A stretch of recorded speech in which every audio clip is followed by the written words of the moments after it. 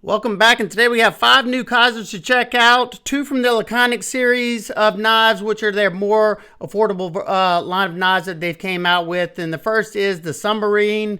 This one has that same nice textured peel ply G10. No liner on the show side scale. Inset liner lock on that side. It got a flipper and blade hole. Nice action, and check out that blade.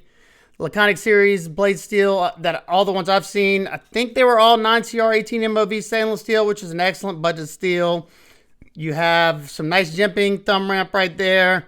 This is a more medium-sized knife. Tip up, deep carry, pocket clip, left or right hand carry. Nice action. Excellent reverse flicker. And excellent regular flipper as well. Yeah, this one's pretty cool. It's interesting, it's different, and I like that. You have about a mid-height saber grind, or I don't know, about halfway up the grind. And got a decent low sharpening choil. You should have 1 or 2 sharpenings before it starts to widen up, maybe 3. You know, doesn't feel like it's overly thick or anything. Good access to that lock bar. Now, I don't think these are out yet. Whenever I find out when, I'll try to put it up here. If I don't have anything up here, I did not know when these were coming out. But usually whenever they send us these knives, they're coming out fairly soon. Here it is next to the Kizer Swedge, another Laconic series knife. If you go butt to butt, there you go, you can see it there. Or if you go pivot to pivot, and then here it is with the Ontario Rat Model 1. So it's dwarfed by that Ontario Rat 1. Probably more in line with the Rat 2. So yeah, if you go pivot to pivot, it's actually a little bit bigger than the Rat 2. All right, so that's the first one in their Laconic series of the new models. The next one is also pretty interesting. Here it is. This is the brand new Porcupine. There you go, Porcupine. It's got a very aggressive Wharncliffe blade, super pokey. Nice jimping up top, functional jimping. I guess if you wanted to, you could kind of do a trigger pull right here if you want to choke up, but this right here feels a little bit safer. Nice action, minimal flipper tab, and I love the way that flipper tab is sitting in front of that pivot, so you should have a lot of momentum to do the light switch.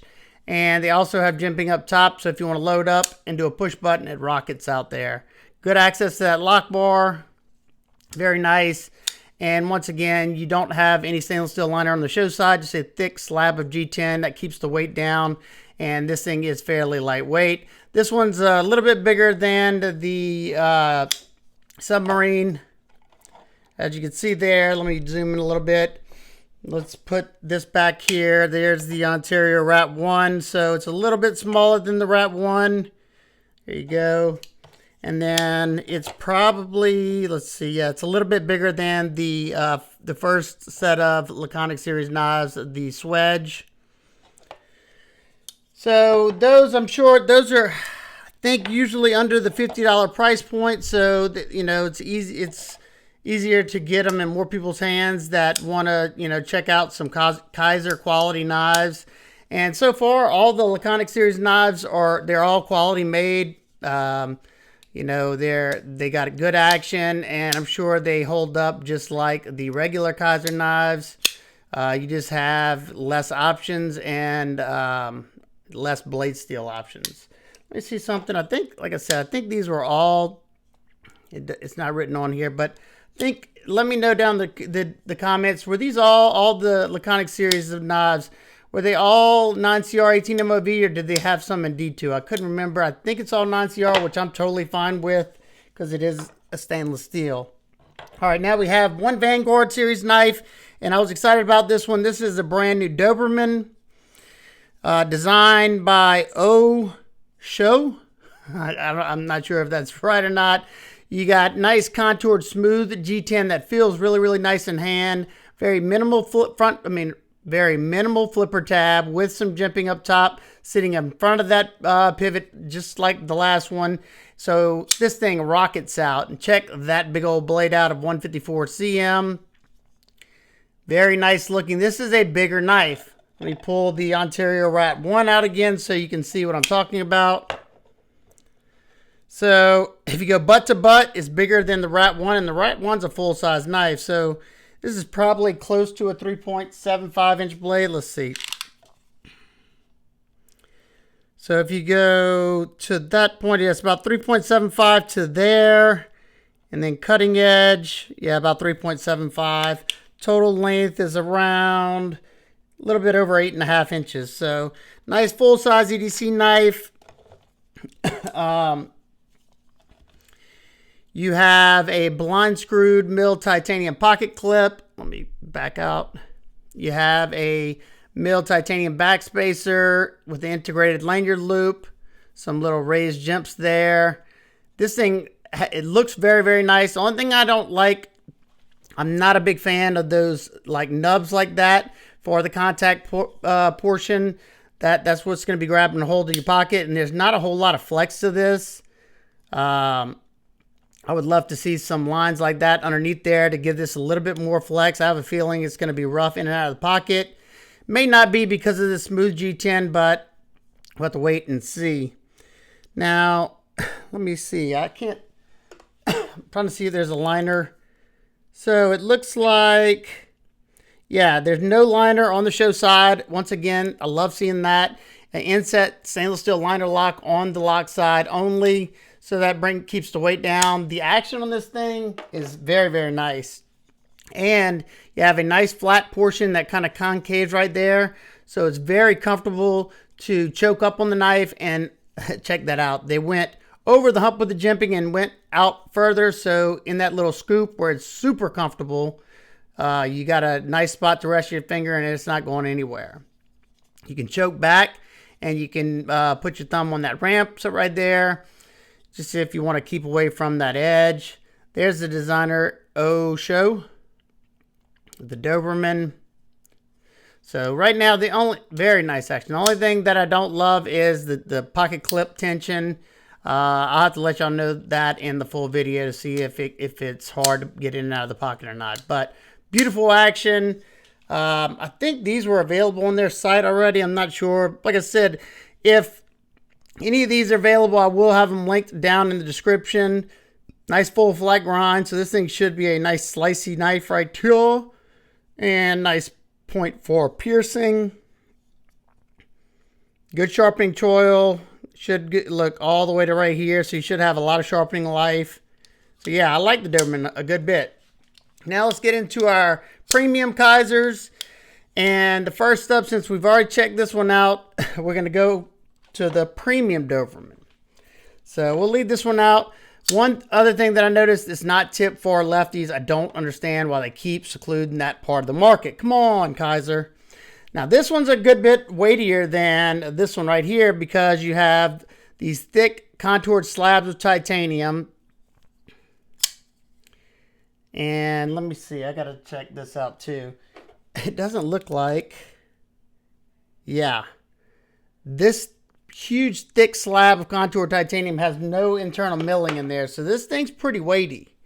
I think it looks beautiful. Black stone wash finish here. S35 VM with a black wash finish. I think Kizer does an excellent job with their black wash finish. Very, very comfortable. That same milled pocket clip. And this one's even tighter. I'm guessing because this one may have flex to it. I don't know, because of the G10 maybe, but I can't even lift this one up at all. That's a could be a deal breaker for me, especially if it doesn't get any looser. Mill tie backspacer here. So the only difference is the blade steel and of course the black wash blade and the titanium. You still have the inset liner lock. Your lockup on this one's about 40%. Rock solid. This thing's very, very solid on the lockup. Very solid on the lockup on this one as well. I think I prefer this one over the upgraded version because I love their 154 cm. This one has the same type of action, the same exact knife, except this one's a good bit heavier and it has S35 VN. So we'll see. I'm gonna test both of them, see if there's any huge difference in between the two steels. But definitely like the overall design. It kind of reminds me of Bastinelli. There's a Bastinelli knife kind of kind of resembles this. Not saying it was a copy or anything, but just kind of reminded me of when I first saw it. So that's the first premium one. The next one's pretty crazy looking. So this is the Huntsman. Kind of looks like a Christmas stocking in that dimension. Beautiful, beautiful carbon fiber inlay. Nice contouring. Raised geared titanium backspacer. And they put the carbon fiber on both sides. I love seeing that. Got a nice black pivot collar. I don't know if that's G10 or what it is, but nice pivot collar on both sides. Blind screwed milled titanium pocket clip, and at least the pocket clip kind of goes with the lines. Yeah, that one, way easier to lift up. It ought to go in and out of the pocket fairly well. We'll have to wait and see. It's not deep carry, but that's about all. Let's see. Yeah, that's about all you have sticking out of the pocket right here. Now let's check out this blade because it's pretty wicked looking. Look at that blade. Talk about a recurve there. So you have a very aggressive S35VN recurved blade here with a satin finish and like a beak. Kind of reminds me of a Grimsmo Norseman blade, except exaggerated a lot more on the actual recurve portion. I like the little window they did right there. That's pretty cool looking, but that's going to collect all kinds of gunk, pocket lint and stuff like that. The designer on this one is James Love. Sorry about that. James Love. I'll have to do some research on him. And hopefully that's coming across. You have a somewhat of a compound grind right here because this thickens up. Hopefully you can see that. It's almost like a tanto edge right here. Very beefy tip. Nice and sharp.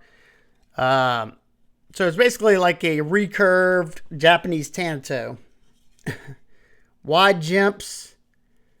They're okay. I prefer these jimps a lot more. The finer, closer cut jimping. I find it works better and it's more comfortable.